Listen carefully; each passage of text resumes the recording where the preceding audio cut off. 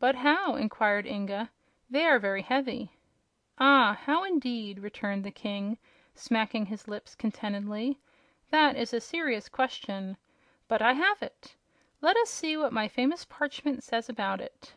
He wiped his fingers upon a napkin, and then, taking the scroll from a pocket inside his embroidered blouse, he unrolled it and read the following words: "Never step on another man's toes." The goat gave a snort of contempt. Inga was silent. The king looked from one to the other inquiringly. "That's the idea, exactly," declared Rinkitink. "To be sure," said Bilbil scornfully. "It tells us exactly how to move the blocks of marble."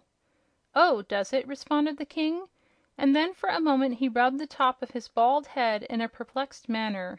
The next moment he burst into a peal of joyous laughter. The goat looked at Inga and sighed. "What did I tell you?" asked the creature. "Was I right or was I wrong?" "This scroll," said Rinkitink, "is indeed a masterpiece.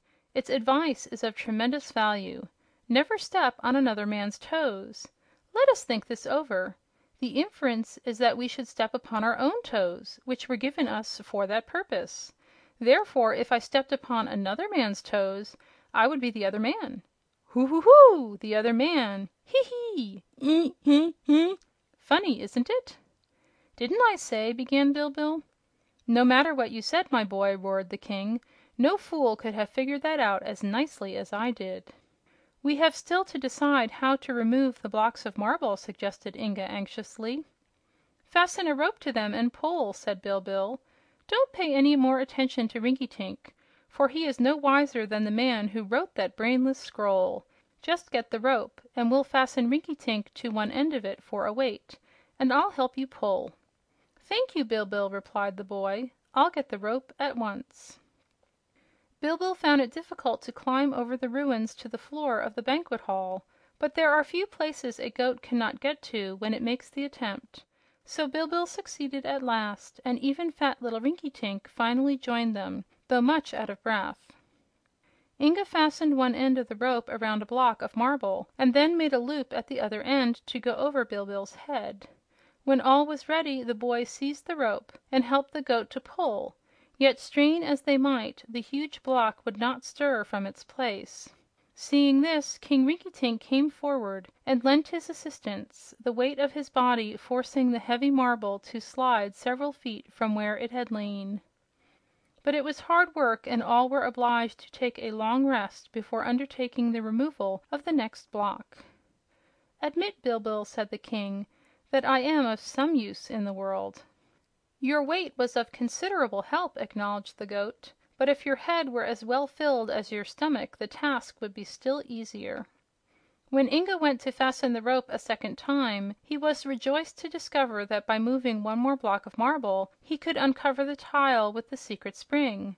So the three pulled with renewed energy, and to their joy the block moved and rolled upon its side, leaving Inga free to remove the treasure when he pleased. But the boy had no intention of allowing Bilbil and the king to share the secret of the royal treasures of Pingaree. So, although both the goat and its master demanded to know why the marble blocks had been moved and how it would benefit them, Inga begged them to wait until the next morning, when he hoped to be able to satisfy them that their hard work had not been in vain. Having little confidence in this promise of a mere boy, the goat grumbled and the king laughed.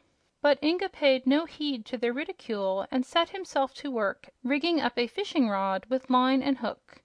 During the afternoon he waded out to some rocks near the shore and fished patiently until he had captured enough yellow perch for their supper and breakfast. "Ah," said Rinkitink, looking at the fine catch when Inga returned to the shore, "these will taste delicious when they are cooked. But do you know how to cook them?" "No," was the reply. "I have often caught fish, but never cooked them. Perhaps your Majesty understands cooking?" "Cooking and majesty are two different things," laughed the little king. "I could not cook a fish to save me from starvation." "For my part," said Bilbil, "I never eat fish, but I can tell you how to cook them, for I have often watched the palace cooks at their work." And so, with the goat's assistance, the boy and the king managed to prepare the fish and cook them, after which they were eaten with good appetite. That night, after Rinkitink and Bilbil were both fast asleep, Inga stole quietly through the moonlight to the desolate banquet hall. There, kneeling down, he touched the secret spring as his father had instructed him to do, and to his joy the tile sank downward and disclosed the opening. You may imagine how the boy's heart throbbed with excitement as he slowly thrust his hand into the cavity and felt around to see if the precious pearls were still there. In a moment his fingers touched the silken bag, and, without pausing to close the recess, he pressed the treasure against his breast and ran out into the moonlight to examine it. When he reached a bright place, he started to open the bag, but he observed Bilbil lying asleep upon the grass nearby. So, trembling with the fear of discovery, he ran to another place, and when he paused he heard Rinkitink snoring lustily. Again he fled and made his way to the seashore, where he squatted under a bank and began to untie the cords that fastened the mouth of the bag.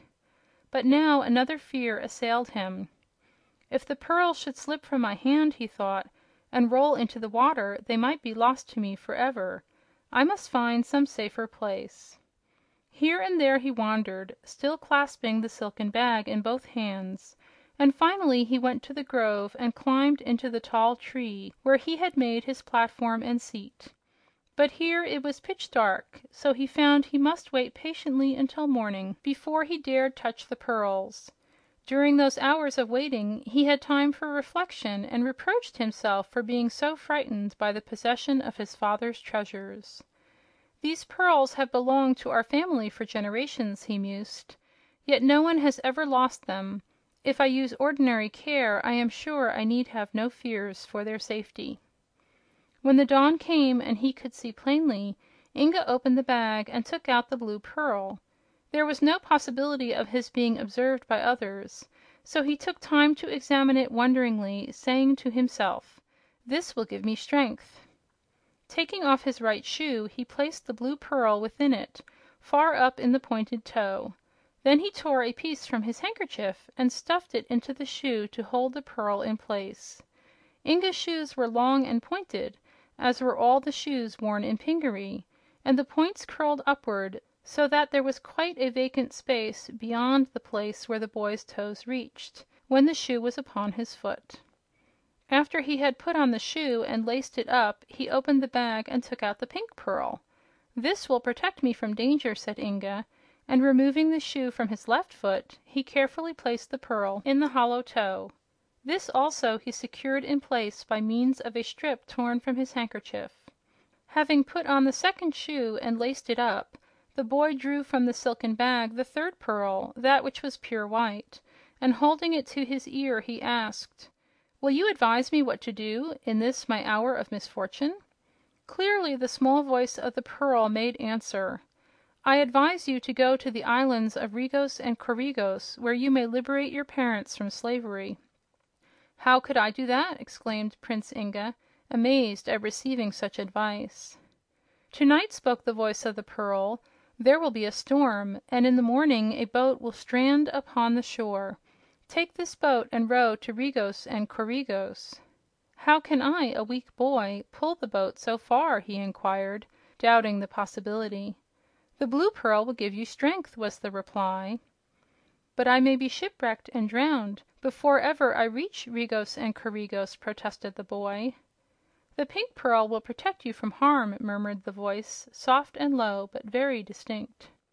"Then I shall act as you advise me," declared Inga, speaking firmly because this promise gave him courage, and as he removed the pearl from his ear, it whispered, "The wise and fearless are sure to win success." Restoring the white pearl to the depths of the silken bag, Inga fastened it securely around his neck and buttoned his waist above it to hide the treasure from all prying eyes. Then he slowly climbed down from the tree and returned to the room where King Rinkitink still slept. The goat was browsing upon the grass, but looked cross and surly. When the boy said good morning as he passed, Bilbil made no response whatever. As Inga entered the room, the king awoke and asked, "What is that mysterious secret of yours? I've been dreaming about it, and I haven't got my breath yet from tugging at those heavy blocks. Tell me the secret." "A secret told is no longer a secret,"